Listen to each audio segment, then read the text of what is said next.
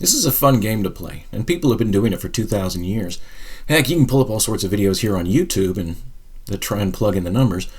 Most of them predict that the world ended a few years ago. I'm still looking for one that grasps the meaning. 1,260 days, which, as we saw in the last video, signifies the fall of society as it turns away from its values. That's happening now. The question we all want to know is, when is 1260 going to flip over into 1290, which signifies the point when governments start collapsing? The book of Revelation gives one specific sign to look for, and it's already happened. It happened a few months ago. The good news is that our template for all this stuff, the siege of Jerusalem, says we might still have a little time left on the clock. You see, back in 70 AD, they were given a specific sign too. The next time the city is surrounded by a foreign army, as it says in the book of Luke.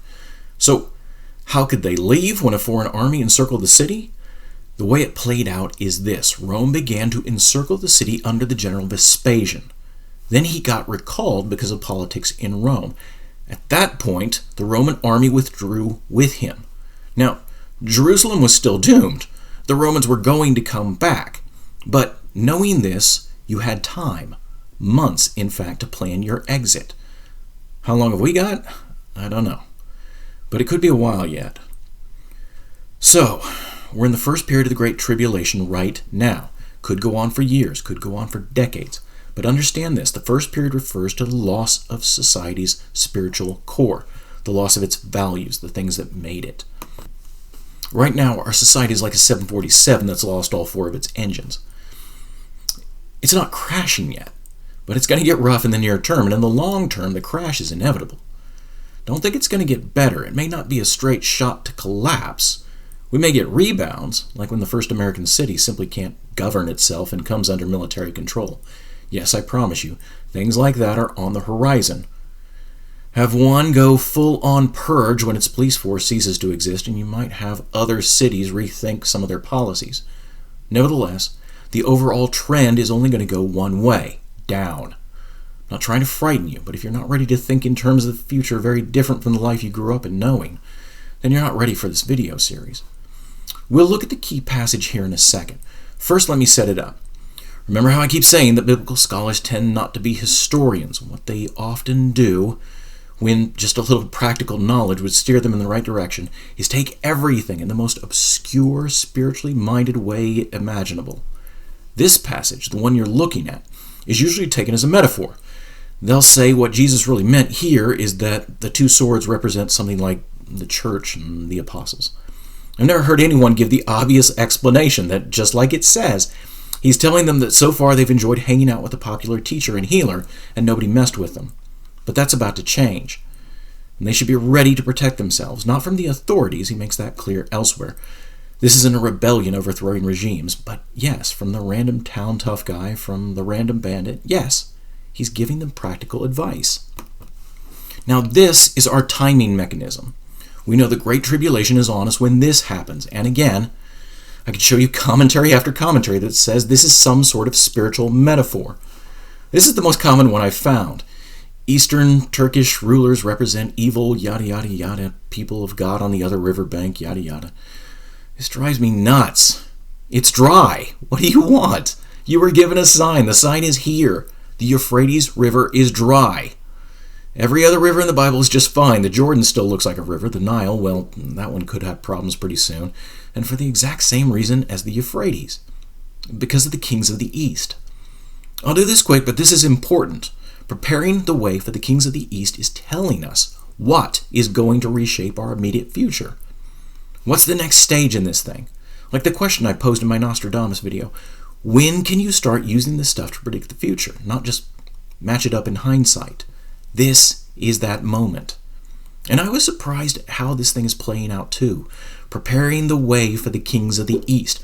I always pictured hordes of tanks crossing a dry riverbed. But that's not it. The first stage of collapse is going to be economic. This is an image of the dam that's shutting off the Euphrates River flow, by the way. Guess who's financing this stuff?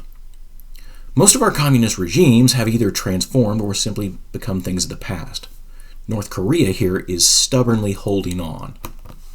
China is not. About 50 years ago, China was faced with the same decision as the North Koreans. It could either isolate itself completely, like North Korea did, or it was going to have to make changes. You see, technology was making it difficult to keep people from finding out just how terribly impoverished they were. This knowledge made them unhappy. It still does. The whole point of communism is to say that people are better off without private property. Find out that's not true, and your government has lost its legitimacy.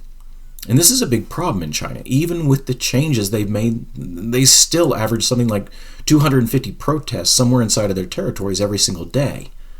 But China has a plan to fix all that. The Belt and Road Initiative. You see, they had a problem modernizing. No matter what changes they made, they still couldn't put their population into suburbs, all driving Cadillacs. Not enough land, not enough skill in the labor force, and not nearly enough raw materials to make everything they were going to need for 1.2 billion people. Belt and Road is a series of trade agreements. China comes into a country like Turkey. They build ports, trains, roads. They build dams. These countries are happy. They're getting some of the infrastructure they need to be more like the West. But China is getting what it wants too. They get land rights, oil rights, mineral rights. If one of the countries can't pay back the Chinese loans, well, that's okay. They'll take more land, more resources. Oh, don't think of defaulting. China is seriously building up its military for just such an occasion. So, the U.S. pulls out of Afghanistan, and China's right there building a highway before we even claim our official exit. There's nothing nefarious, really, about this on the part of the Chinese. They're doing what they need to do to pull their people out of poverty. Unfortunately, this is still going to have dire consequences for the rest of the world, especially the United States. In the last video, I mentioned how the U.S. got all sorts of economic benefits after World War II. The biggest of these is what we call the petrodollar, which refers to the fact that most oil-producing countries will only sell petroleum in exchange for U.S. dollars. This means if you want to buy oil, and most countries do, your government has to hold a reserve of U.S. dollars.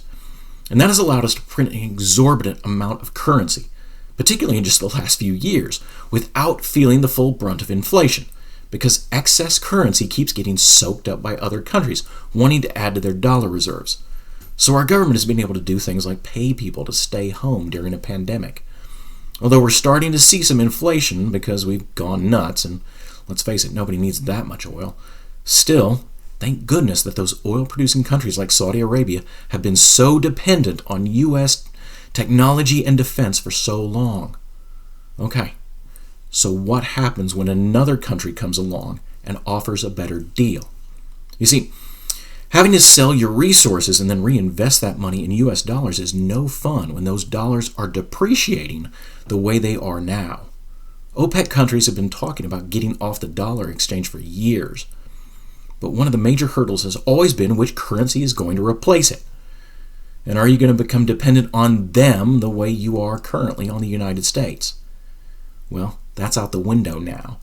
Modern encryption technology means that you could simply sell it in cryptocurrency. Heck, you could just make your own oil crypto. And with our kings of the East offering all sorts of goodies to these countries, and the United States looking ever weaker, this is very likely in our future. When it happens, the dollar is going to start buying less, a lot less. And without petrodollar support, things are going to get a lot more expensive very quickly. You'll notice it at the pumps almost immediately, but it won't end there. Not only will other countries stop adding dollar reserves, they're going to have every incentive to start dumping the dollars they have. That'll increase the dollar supply, more dollars chasing the same amount of goods and services. And since that's going to be a drag on the economy, really it's going to be chasing fewer and fewer goods and services. In other words, inflation is really going to get going. I know I keep teasing this, but next video, I promise, there's all sorts of verses in the Bible that get very specific on how to survive our 1335 days, the period of apocalypse after society collapses. Like this one, which tells you to ignore William Devane. No, gold and precious metals are not going to save you from this. We'll flesh out our near-term decline a little more and look at a couple of those passages and see just how to attain to the 1335 days. In other words, how to live through this craziness. This is David Reichert from The Bunker. Click like and subscribe and click the notification bell, and we'll try and keep the videos coming. Also, see the link below to order Book 1 of the Holocaust Engine series, our pandemic post-apocalyptic horror that won the Pinnacle Award for the Best Science Fiction Novel of 2020.